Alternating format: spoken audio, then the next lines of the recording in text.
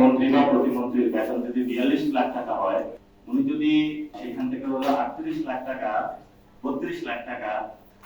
গরু ক্রয়ে হলো ব্যয় করেন, তাহলে সারা মাসে সেই সংসার চালাতে, সারা বছরের সংসার চালাতে তার আয় উৎসটা কি, এই অঙ্কের সমাধান হলো বাংলাদেশ চায়। এটা একটা বাচ্চাদেরকে আলোচনা ছিল আর